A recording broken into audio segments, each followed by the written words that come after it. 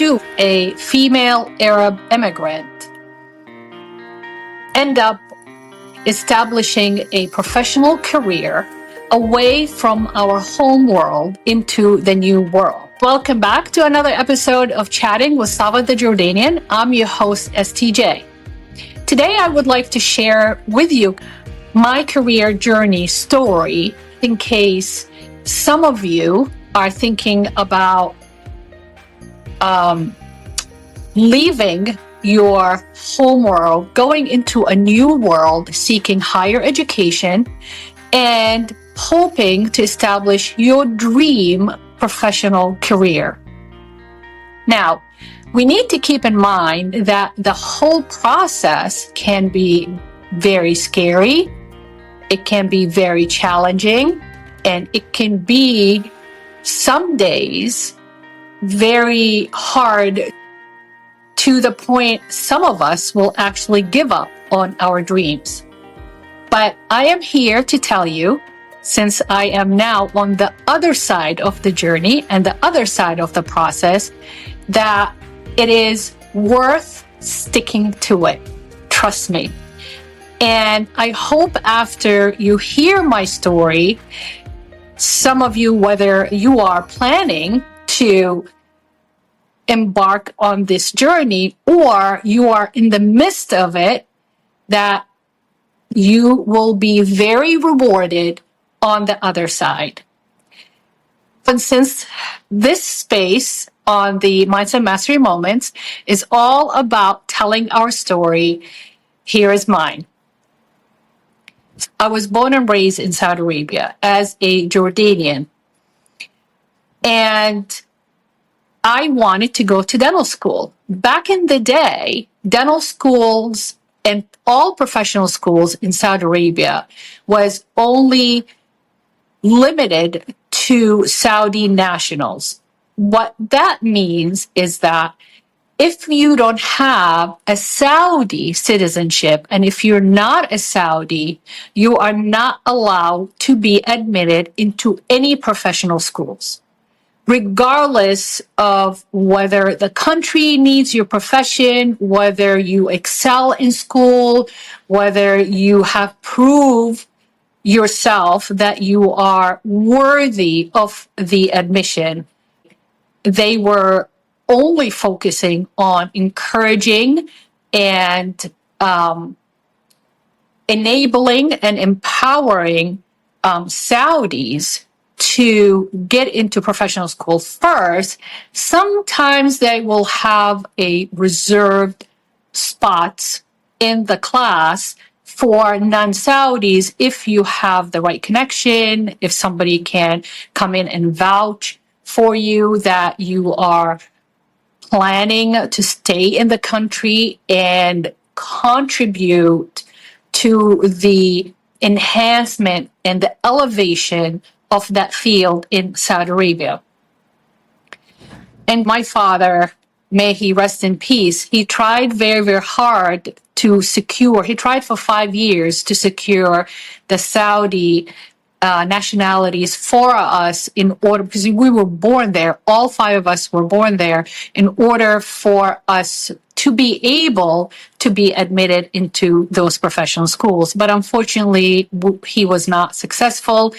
And I got to the point that I had to deal with the reality that my options are either to go back to Jordan, which, as I mentioned before, I never lived in Jordan. I related more to the Saudi Arabian lifestyle and customs and the code of conduct than I ever been with the Jordanian lifestyle. In matter of fact, I identified and I related to the American lifestyle more than I related to the Jordanian lifestyle because I never lived there. So I sat down with my father, Allah yarhamu yahsin ilayh, and I said, Dad, what am I supposed to do? I worked really, really hard all the way through high school, and I was ranked number 4 in my class. So every year, basically, they review your GPA and they will place you as top of the class. Then they will compare your GPA to the rest of the GPAs that are coming out of private schools, especially, and public schools, and they will rank you. So my GPA was number 4, the highest in the whole west coast of Saudi Arabia, repeatedly through high school. So I said, I don't think I can live in Jordan. And my dad was a feminist. He was all for women education and women empowerment. And he said, you can go wherever you want. I don't really care. You tell me where you want to go. Yes, going back to Jordan as a Jordanian, you will get free education. You might want to entertain that idea and get your undergrad degree from Jordan, then look into going to graduate school, whether Europe or United States. So I took his advice and I thought about it for a while. And I said, you know what, Dad, I don't want you to take offense if I did not end up going to Jordan. I am planning to apply to undergrad in the United States. And he said, fine. So after I graduated from high school, because I wasn't sure what I wanted to do, I spent about a year and a half, so 3 semesters, 2 semesters in Riyadh, Saudi Arabia, just to try it out.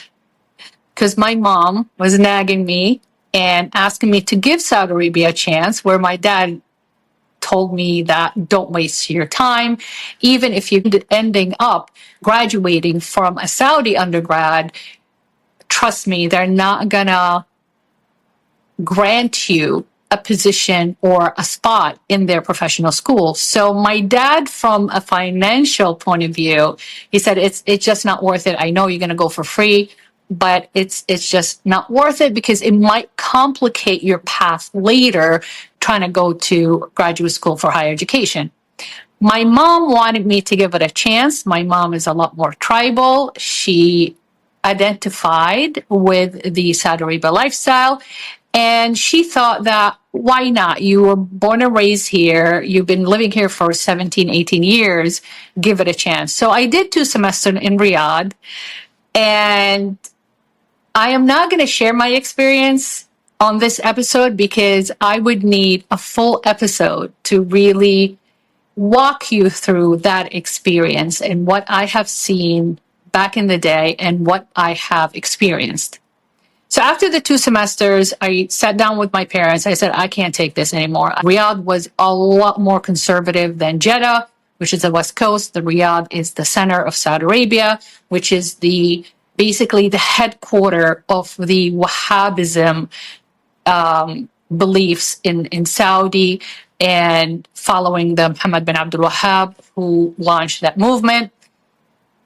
And it was too much of an effort for me to adapt. Even within the same country, it was so different. It was day and night between Jeddah and the center, which is Riyadh in Saudi Arabia. So my dad said, all right, why don't you start applying? You give it a shot, and it's time for you to move on and venture into the United States education market. My mom was on the fence. I think deep inside, my mom could not stand the whole idea of her firstborn daughter. I'm not firstborn, I'm number 2, to leave her and not to stay into a conservative society and conservative culture. My dad didn't care. So I said, okay, I'll meet you halfway, and I'm going to give Jeddah a try. And I spent a semester in Jeddah.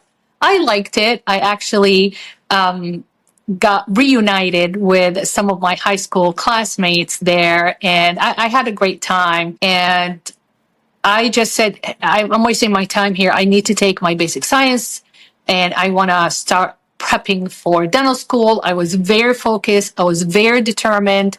And I just wanted to start planning because I am very task oriented and strategic. And I wanted to plan. It was very exciting for me too, to just go away to the United States and just test myself, put myself through that experience and see if I can make it and what can I make out of that experience. So for me, it was a challenge that it was very attractive and I was willing to take. So during that first semester in Jeddah, I applied to American universities and I got accepted, like I said, at UCLA, Georgetown, and Case Western Reserve in Cleveland, Ohio. And I loved the Georgetown campus. I did not go visit the Georgetown campus, but the booklet that came with my acceptance, I'm like, oh my God, this is beautiful. I researched the weather. It's very close to Saudi Arabia, so I don't have to adjust that much. And then my mom, she was so nervous to send me away across the world into the new world by myself. My brother, who was 11 months older than me, he was at the University of Dhahran, which is on the east coast of Saudi Arabia. And he was happy. He was he was settled there. He was satisfied. It was good enough for him. He was in engineering school.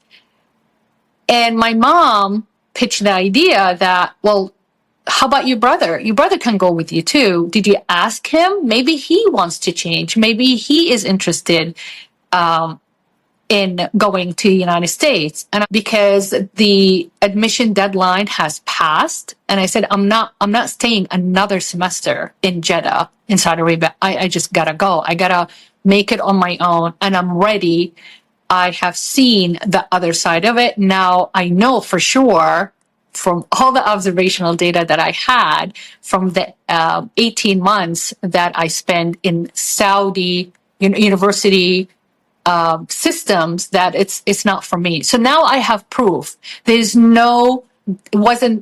no doubt in my mind that what if? I've experienced it, I lived it, it's not for me, I'm ready to go.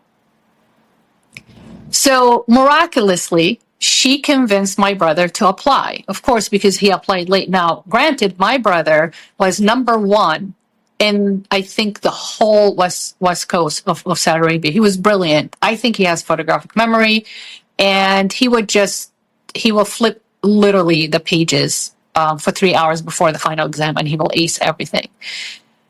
But also back in the day, according to Saudi policy, you are not allowed, when the announcement comes out after the final examination every single year, the newspapers are not allowed to publish the list of the top 5 in that year without having number 1 being a Saudi citizen. So my brother was robbed from that opportunity and that chance, because they always put the Saudi name above his name, but we knew what his GPA is like, and he was always supposed to be number 1.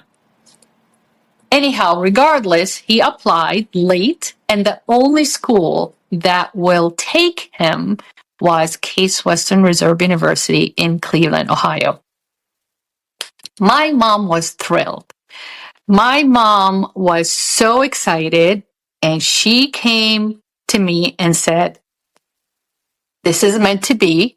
I told you that if your brother apply, he will get accepted, and you're going to go to Case Western. And I was livid because I want to go to Georgetown. I had no interest to go to UCLA. I did not like California. I didn't want to spend 4 years in California because I always vacation in California from age 7 to age 17. So I wanted to go somewhere else. So I was so upset, dramatic, emotional. I went to my dad and I said, Dad, this is not fair. I applied before him. I got in before him. I have more options. Why should I restrict my chances just because my brother did not get accepted, or my brother was lazy, or my brother was not interested? And luckily, he just got accepted at Case Western Reserve. But that goes back to how my mom plays upon the traditional gender role expectations that a young lady at 18 or 19 at that time is not supposed to venture on her own and leave her family behind without the male protection. No, my dad disagreed with that. My dad never, ever believed in that. It was all my mom's belief system that dictated and dominated that position. And he was very disappointed to a certain point, but he just could not win that fight. My mom waged war on that concept, and she won at the end. Stay with us. We'll be right back. Discover the Ryan Pyle podcast, hosted by acclaimed adventure television personality Ryan Pyle. Launched in April 2020, this engaging series blends insightful discussions on current events with exclusive interviews featuring prominent figures in adventure, travel, sports, filmmaking, music, and entertainment. Join Ryan bi-weekly for compelling stories and profound perspectives that inspire and inform. Available on Apple Podcasts, Spotify, and YouTube. Subscribe now and embark on a journey of discovery with the Ryan Pyle podcast. So meanwhile, from the time I graduated from high school until the time I got accepted to Case Western or American universities, I had 3 marriage proposals, arranged marriage, not forced marriage, as I mentioned before. Forced marriage, it is a horrible thing to go through. These were arranged marriage, meaning that strategically both families, the bride family and the suitor's family, they plan the meet and greet, and they basically nominate the suitor for your daughter, and it's up to you to say yes and no. So I had 3 arranged marriages that I said nope, nope, nope, and I said I'm going to the United States. It's enough that you have imposed Case Western Reserve on me. It was not my first choice, and so no, back at you, basically. So I landed in Cleveland, Ohio, and that's where I met my life partner, Dr. Ihab Abdurrahim, there, and I got married. So I landed in the United States in 1988, and at Case Western, I had 3 different interest in me, romantic interest, let's put it that way. I never dated. I went from no dating to getting married. One from Syria, one from Turkey, and one from Tunisia. They're all engineers. But I wasn't interested in marriage because I was focused on achieving what I came here to achieve, which is getting my undergrad, getting out of Case Western, and going into dental school. But I met my Egyptian darling, and the rest is history. I moved to California after I got married for 2 years, and I worked in a daycare as a substitute teacher for the infant and the toddler's room. And it was amazing. I love children. As you guys know, I advocate for children education, for their rights, for their protection, for their future. I wasn't sure if I would wait for my husband. He was in the PhD program at UC Davis. Whether I will wait for him till he's graduated, then I can get my dental degree. So my husband said, no, you need to apply. I promise you, Dad, that I will help you and empower you to achieve your dream, which is becoming a dentist. Don't worry about me. I don't care where you end up. And you need to apply. So I took a year off, and then I start planning for dental school. During that year, I worked as a full-time nanny for a 4 and a 6-year-old darling girls. And I did with 11 hours with them, 7 in the morning to 7 at night. And I would go home and study from 7 to midnight for my DAT, my entrance exam, or placement exam for dental school, and I will have a couple of hours of sleep, and I'll be at their house at 7 o'clock. Their parents were lawyers, so they traveled a lot. And the younger one had a speech disability, so she had to go to the therapy. So they gave me a car, and I would take them everywhere. Sometimes I had to stay later, even if their parents got stuck and in the airport or connecting flights or in a meeting. But I learned a lot from that experience, because taking care of a 6-year-old and a 4-year-old full time, I became the parent, really. And after I left, when I got accepted in dental school, after I left, they went through 6 nannies in a year. And I did end up visiting them every time or every chance I got when I used to go back to California to visit EHUB at UC Davis. So I got accepted into NYU. Now, NYU acceptance is very, very interesting. There was one incident at Case Western, which almost kicked me out of Case Western Reserve. And I felt my whole world came tumbling down. I was taking, I'm not sure what class, science class exam I was taking. And I knew this kid from Jordan, and he was struggling in that class. He used to borrow my notes. He used to ask me if, compare his homework answers with my homework answers. And that I remember very, very clearly, as if it happened yesterday. He was diagonally sitting in the exam to my right. And I was taking my exam.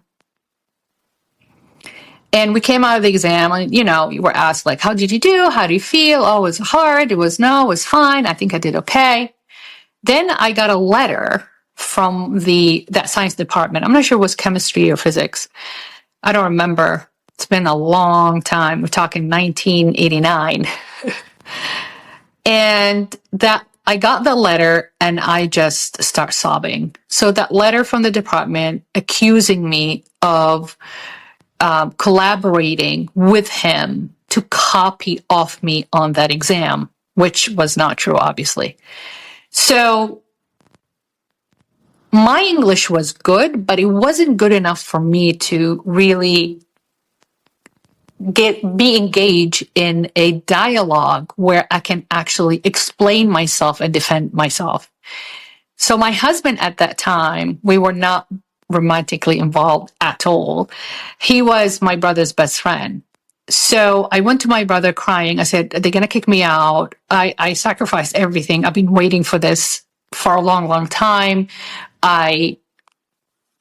I'm not going to give up right now. So he gave the letter to my husband at that time and have him read it. And my husband actually appealed to the department, saying that, I'm a family friend, and, I'm here to support her, because some of the terminology that you might use at this hearing, she might not understand, because English is my second language.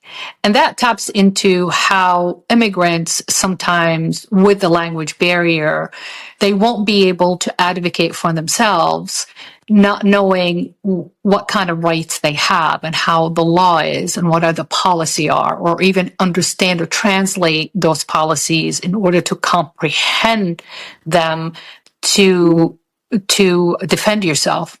So we went to the hearing, and I was just crying. I was shaking. I was so nervous. I was so upset. I was so scared. I was ashamed.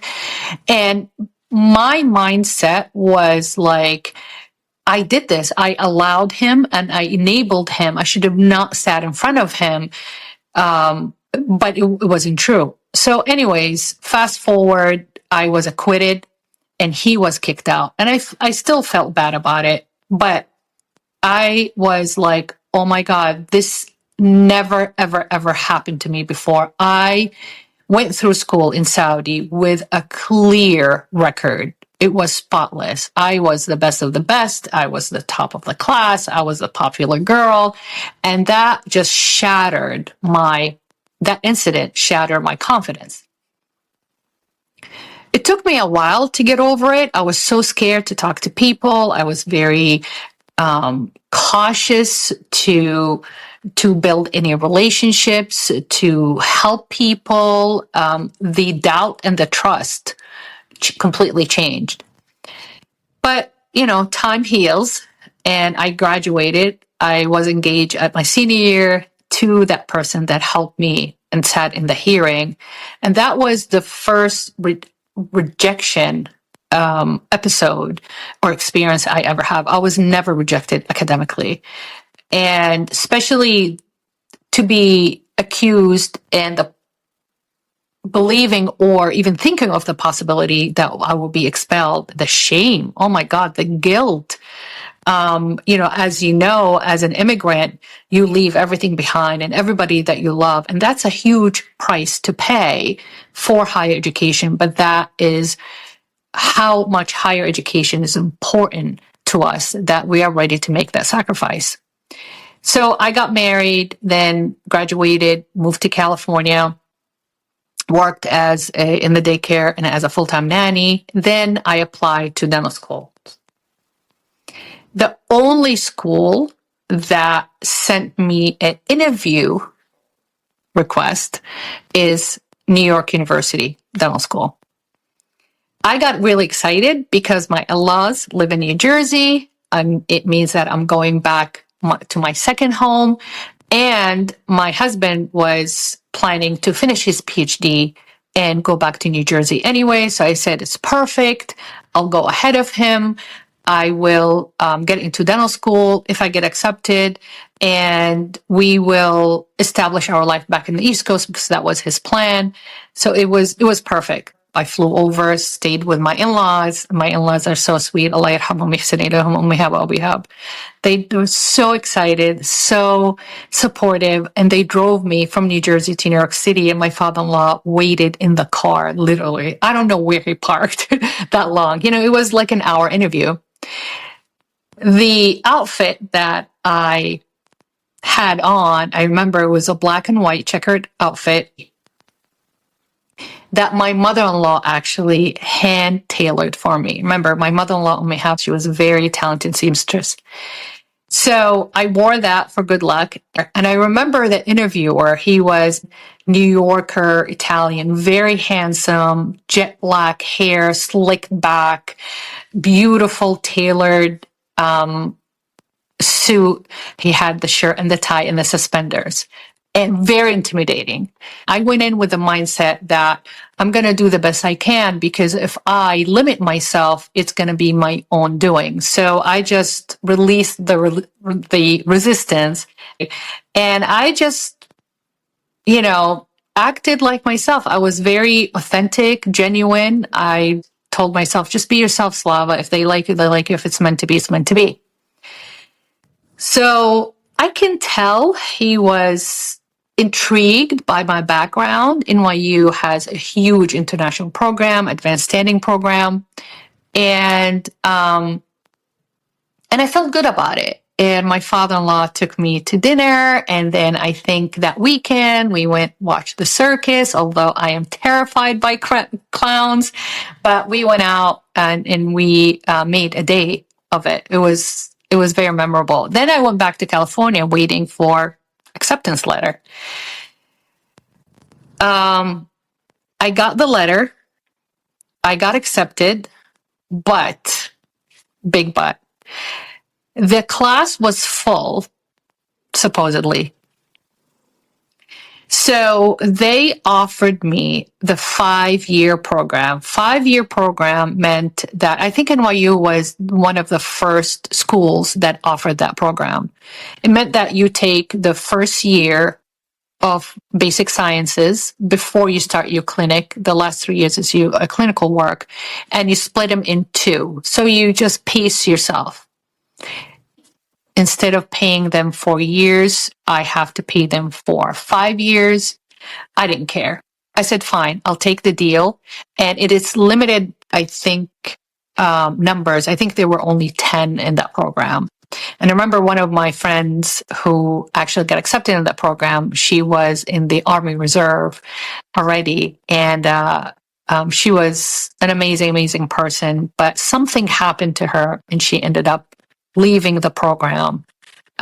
Anyway, so I got accepted. And as a newlywed, only been married for 2 years, I had to leave my husband in California on the West Coast and move back in the East Coast to attend NYU Dental School. Everything was fine. I cruised through the gross anatomy lab because I'm very visual. So I think it's just a trace of some of my brother's ability having a photographic memory. But if I see something, I never forget it. My junior year, I decided to enroll into the pediatrics honors program because I was thinking about becoming a pediatric dentist with my experience with children. I love children. I believe that children is our future, and I believe in early years development, that we need to invest a lot in our children in order for them to become a healthy, civil, good, decent citizens. So I got enrolled, I got accepted, and I did a residency in the Lutheran Hospital in Queens and, in Brooklyn. And I did extra curriculum and extra clinical practices in the pediatrics department at NYU. And at one point, I had to take a final examination, and it almost like I was so burned out that I failed that test. And I remember my professor, Dr. Rosenberg. She was very bohemian, very mystical, very spiritual, very California vibes, and she called me and she said, "I need to talk to you about your grade." And I said, "I can't believe I failed." But I remember when I took that exam, I was just tired. I couldn't focus. It's like reading the questions. It sounded gibberish to me. I was just tired. I almost like wanted to say, I couldn't take the exam, but I pushed through and evidently I failed. So she called me and she sat with me and she said, what's going on? And I said, "I don't know. I'm just tired." And she said, "It's not like you to perform that way." For some reason, she noticed the pattern of my answers, luckily. And she said, "I want you to retake the exam and I'm going to sit with you and see how you are answering those questions because I know you know the material." I said, "Sure." So it was like, oh my God, that's very generous of her.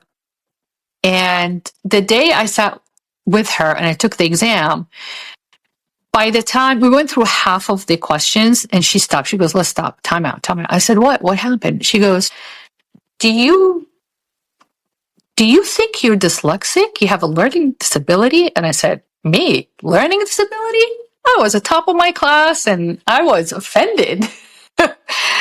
And she said, "I think you do." And I said, "What is a learning disability anyways?"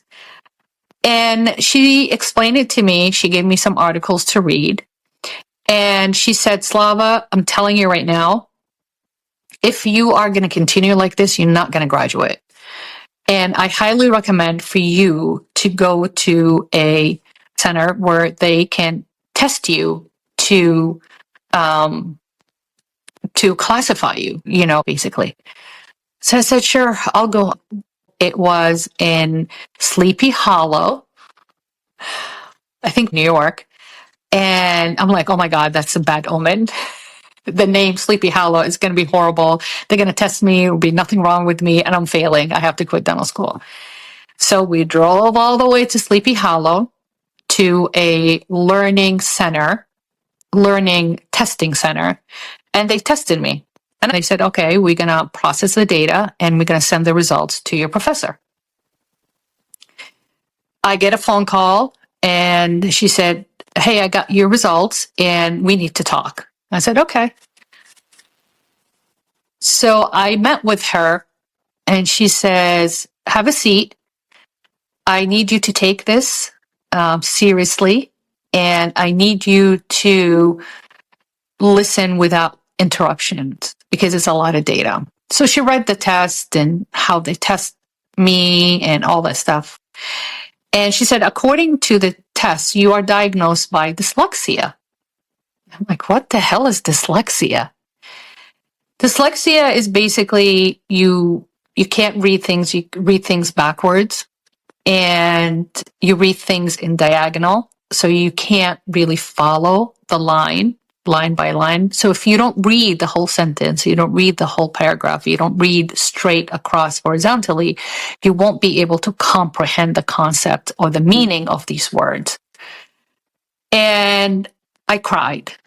And I said, oh my God, I'm disabled. I won't be able to finish dental school. I'm not going to be able to be a dentist. How am I going to practice? And everything basically gets reversed. Numbers, 37, 73, 105, 501, especially when you are stressed and you are tired, dyslexia kicks in.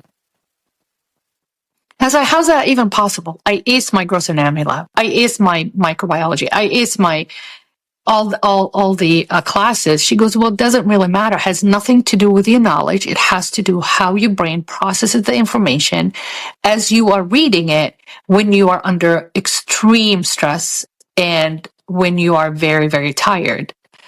So we went over a couple of tools, adaptation, things to do, how to notice that I'm too tired, when to study, when not to study, and all that.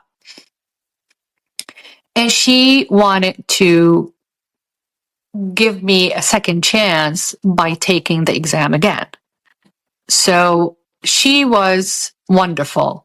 She sat with me. She took the exam with me. She read me every single question and every single answer. And I remember she would read the question for me. And she'll say, did you understand the question? Yes. And then she'll read the answers one by one, very slow. The whole test, supposed to be 45 minutes, took like 2 hours. I passed. Luckily, there were not a lot of written tests. Mostly was practical testing, which I cruised through that. I took my national board. I was fine. I took my NERB. I was fine. So that was the second incident that humbled me a little bit for a young 19-year-old girl that was it from Saudi Arabia, did it all, like I said, was the perfect model for a student. The Case Western incident and then NYU incident.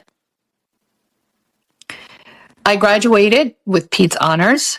And I decided to do a year residency in Pennsylvania. The April of the residency, I got pregnant for the first time. Unfortunately, it did not work out. I had to abort because at 14 weeks, they could not hear a heartbeat. And they found out that I was carrying a Siamese twins that's going through heart failure, pulmonary edema, and spinal bifida. And when the doctors found out, the radiologists and OBGs, they said, you have 24 hours to decide either to continue through that pregnancy. It may risk your life. You might die if you end up carrying on through the full term. Your twins may survive or may not survive, or abort, try again. The fetuses probably, they were going to terminate themselves because they were going through the pulmonary edema and heart failure. But if the pregnancy terminates itself, it would have risked my life because it would be very hard to clean all that out. And I would have ended up suffering from sepsis and death. So we had 24 hours to decide.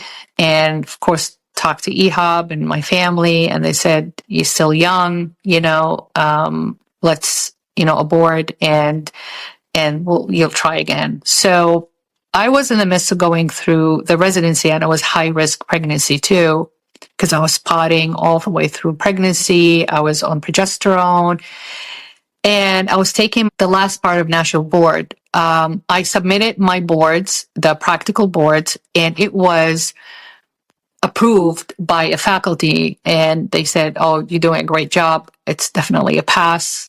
Let's just send it to the committee to be evaluated," and it was done. So I get a letter from the Northeast Regional Board that I failed.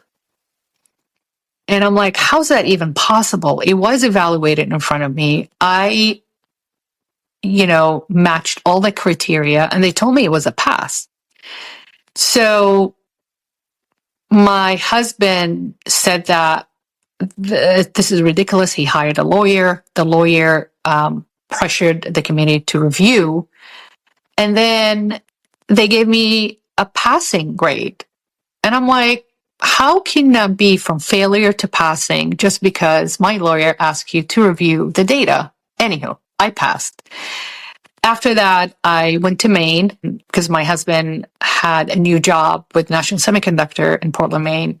And we moved to Maine. We lived there for about 18 months. And that's when I started my career. I had my first job in Gorham, Maine as an associate. It was amazing. My mentor, he became my mentor, and he still is.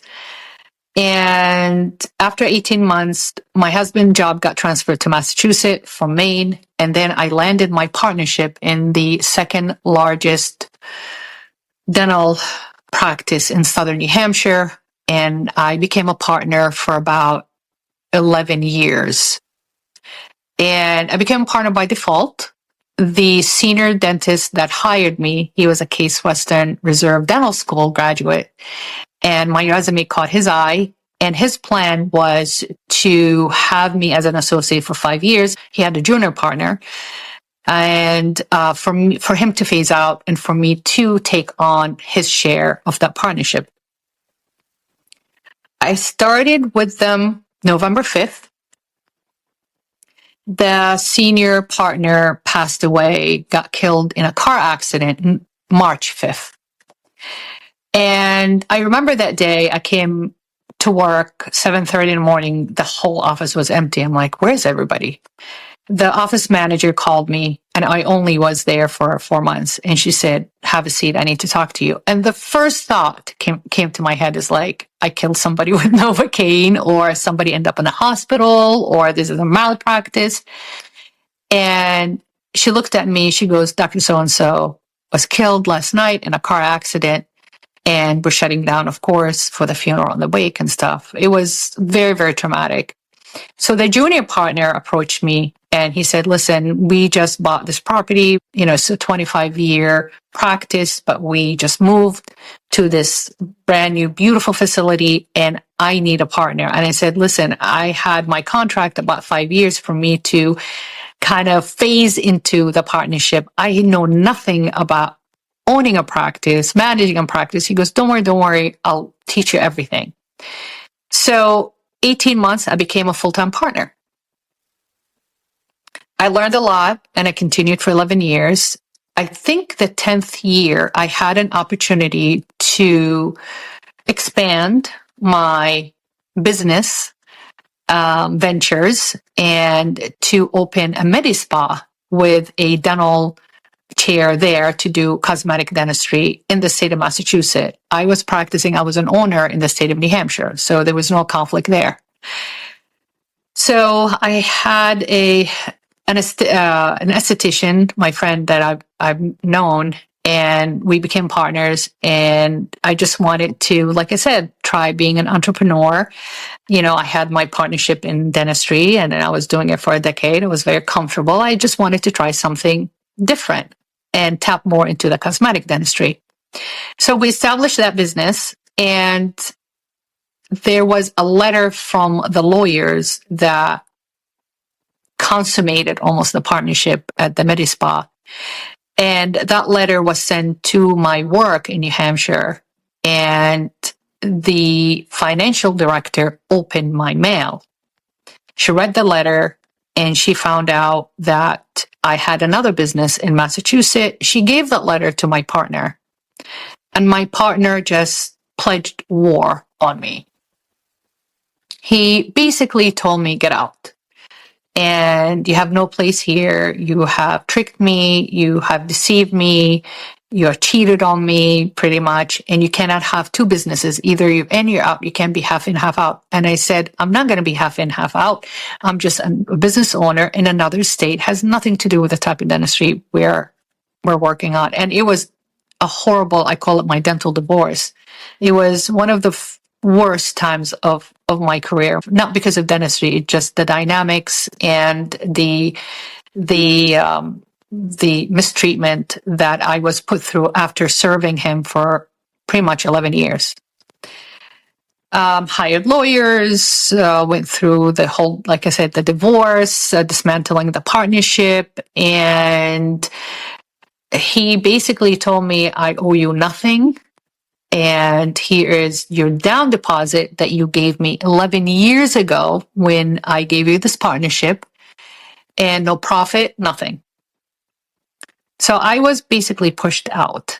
And again, it was the third event in my life that just shook me and shook my confidence and shook my belief system.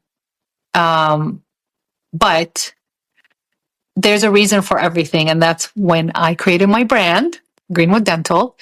And I opened my first office in 2013, and the second office 2017, 2018, and the third is 2022. And now we are franchised and we are trademarked. We are waiting for our logo to be trademarked. So that's my journey. And creating my brand had its own experiences and its own events and disappointments and challenges and very scary time, a lot of doubts, a lot of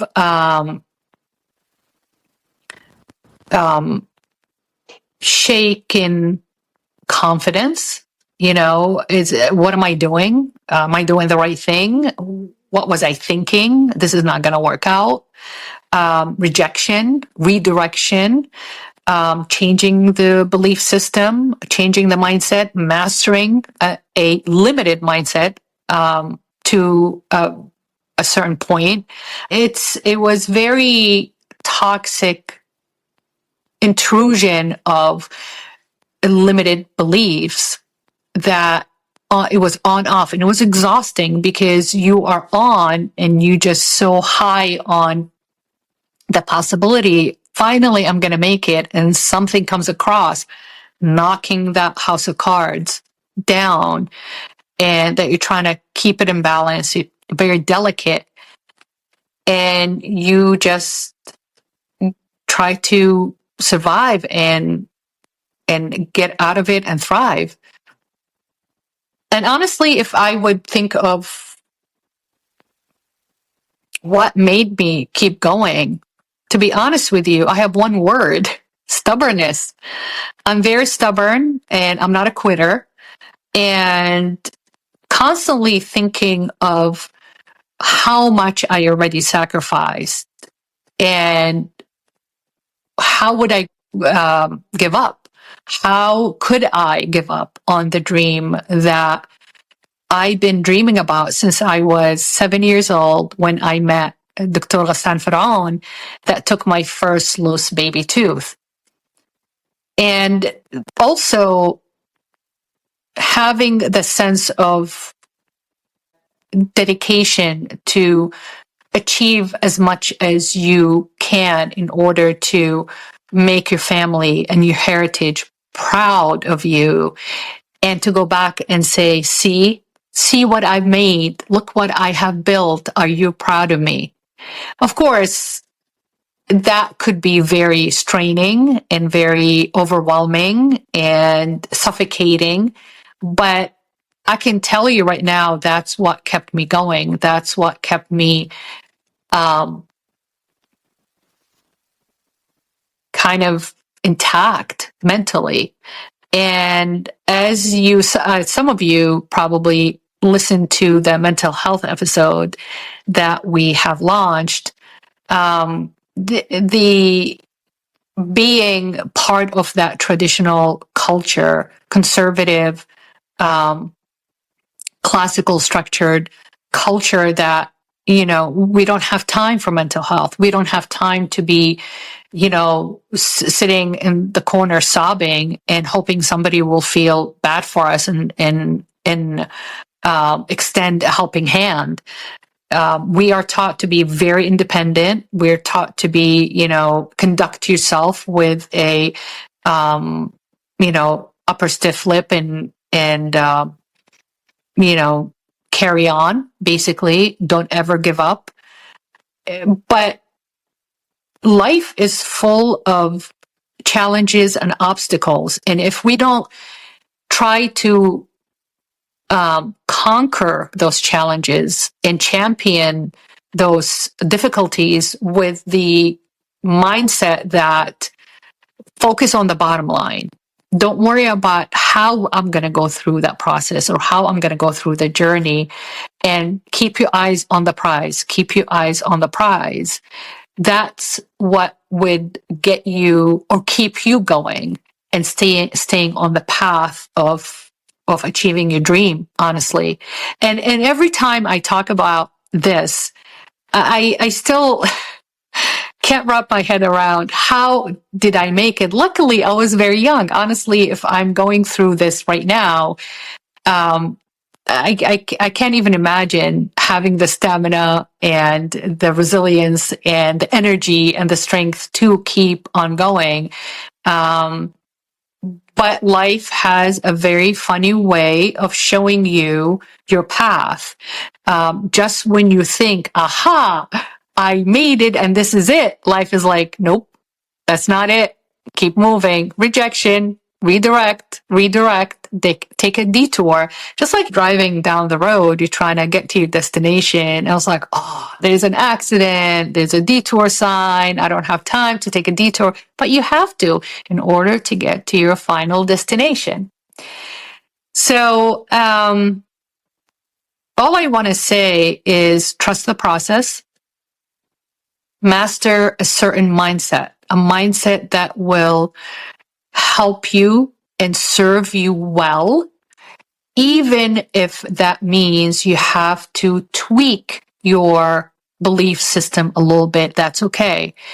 My experience in changing or adjusting or modifying my belief system, it was very hard because I could not avoid the feeling that by changing my belief system, I am ripping out my roots, because this is my ancestors' belief system. And by changing it or telling yourself this doesn't serve me well anymore, you're abandoning your heritage.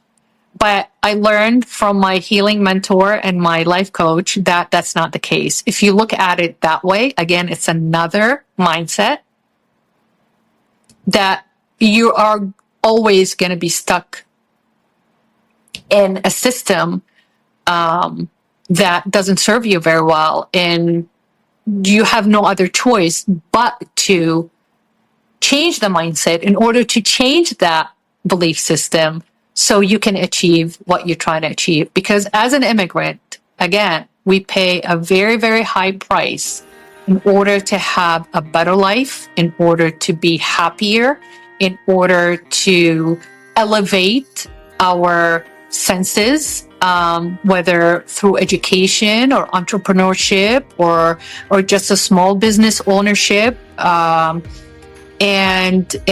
thrive and live, because that's the whole point. We are sent here on earth to live, not to suffer.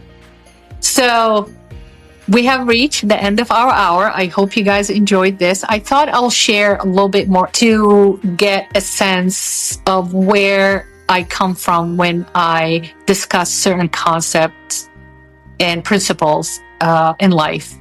So as a reminder, These episodes are uploaded every single Wednesday on Apple and Spotify. And also these are available for you to watch whenever you want, wherever you are. And if you have any questions or any topics, especially if you enjoyed this episode, please drop it in the comments and I'll be very happy to discuss or cover. So thank you so much for watching and thank you so much for listening on the Mindset Mastery Moments. And I hope to see you next time. This is Slava the Jordanian.